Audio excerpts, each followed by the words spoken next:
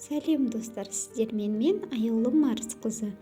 Бүгін сіздермен бірге 2023-тің сәні болып жатқан шекелік бұйымын жасайтын боламыз. Ертеде шекелікті тек бағалы металдардан жасаған. Қазіргі кезде қол жетімді әртүрлі металдардан жасап жүрміз. Солардың ішінде ол күміс металынан жасаған. Бүгін сіздермен бірге күміске ұқсас осындай металдан жасайтын боламыз.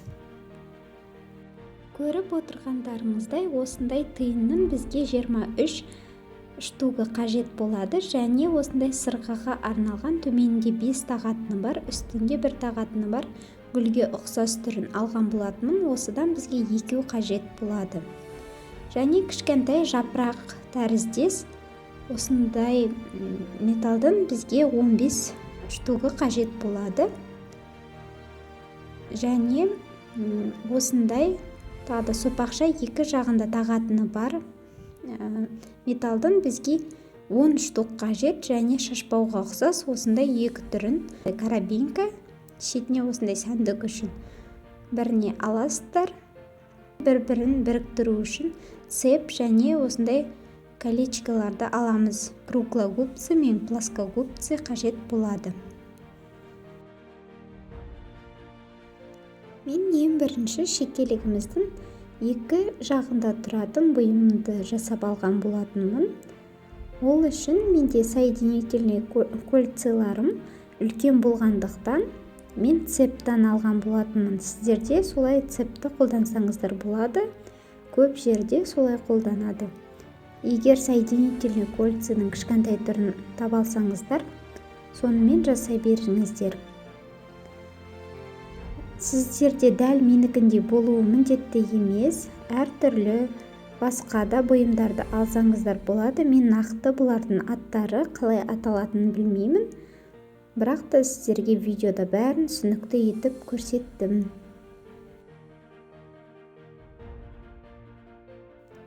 Біріктіретін сақинамызды осылай круглогубцийдің көмегімен ашып тағатын боламыз.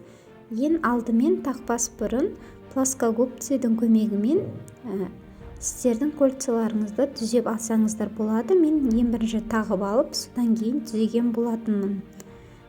Келесі затты жасаған кезде бірден түзеп алдым, солай сіздерге оңай болады. Осылай барлығын плоскогубцийдің көмегімен қысатын боласыздар. Қолмен істесеңіздер сіздерге кішкене қиындық тудырады.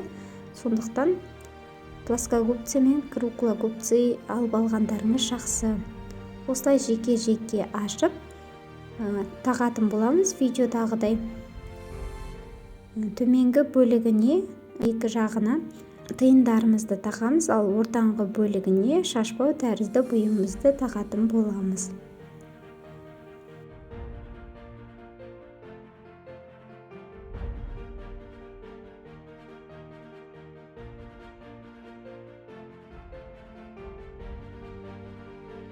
Сіздерге осы жерде шекелік туралы кішігірім мәлімет айтып кетейін.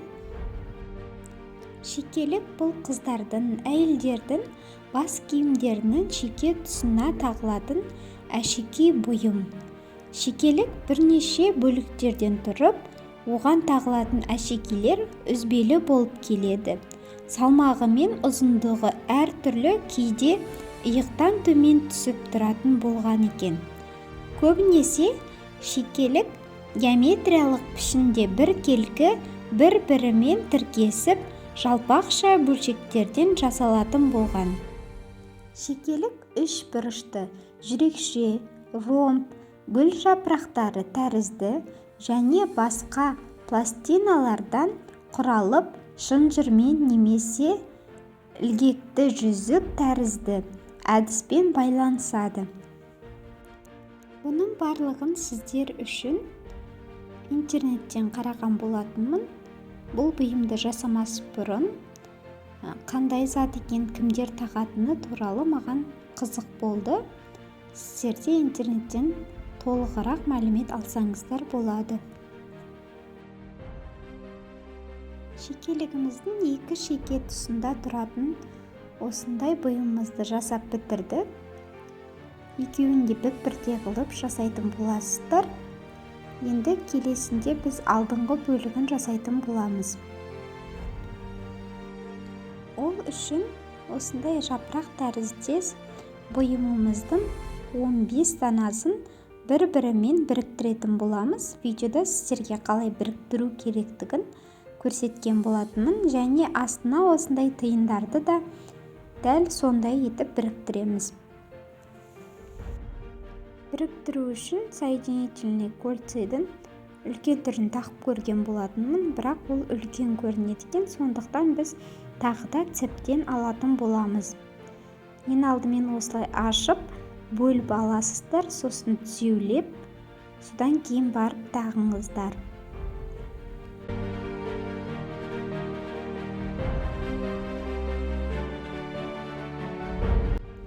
Біріктіру өте оңай. Жоғарғы бөлігін жоғарғы бөлігімен, төменгі бөлігімен біріктіретін боласыздар.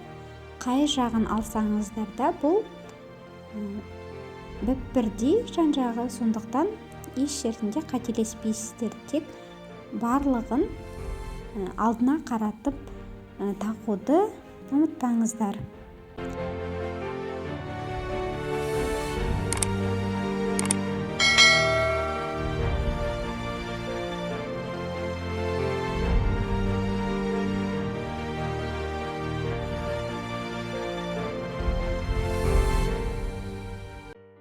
Міне достар, 15 данасын осылай біріктіріп алдық. Енді астына осындай тиындарымызды орналастыратын боламыз. Олардың да 15 данасын осы жапырақшамыздың бірінші бөлігіне орналастырамыз. Жаңағыдай біз цебіміздан аламыз соединительный кольцаларымызды. Ең бірінші жапырағына осылай орналастырамыз. Сонда сіздерде 15 тиын шығатын болады.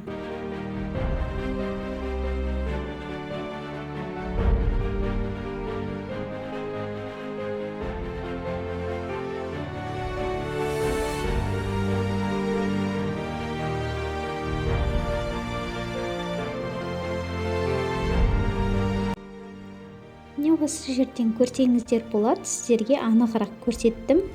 Әрбір жапырақшаның бірінші жапырағына орналастыратын боламыз тиынымызды. Осылай соңына шейін қайталай беретін боласыздар.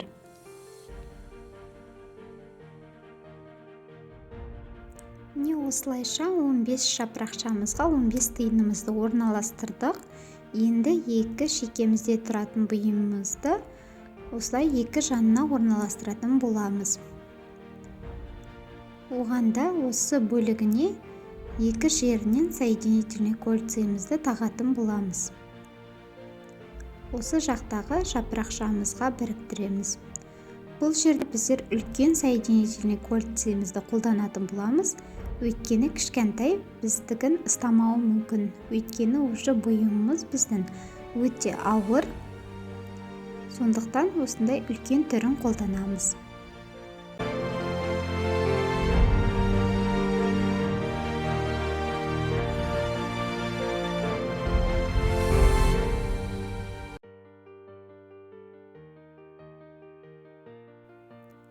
Біз екі цеп дайындап алған болатынымыз. Біреуіне осындай соединительный кольцомен карабинімізді, ал екіншісіне осындай әдемілік үшін кішкентай бұйымымызды тағып алдық. Енді оларды осы үлкен соединительный кольцоның көмегімен біріктіретін боламыз. Осылайша біздің шекелігіміз дайын болды. Сіздер бұны күнделікті өмірде тақсаңыздар болады. Өте әдемі тұрады. Өзіме осылай тағып көрсеткен болатынмын. Видеом сіздерге ұнаса, лайк басып, комментарий жазуды ұмытпаңыздар.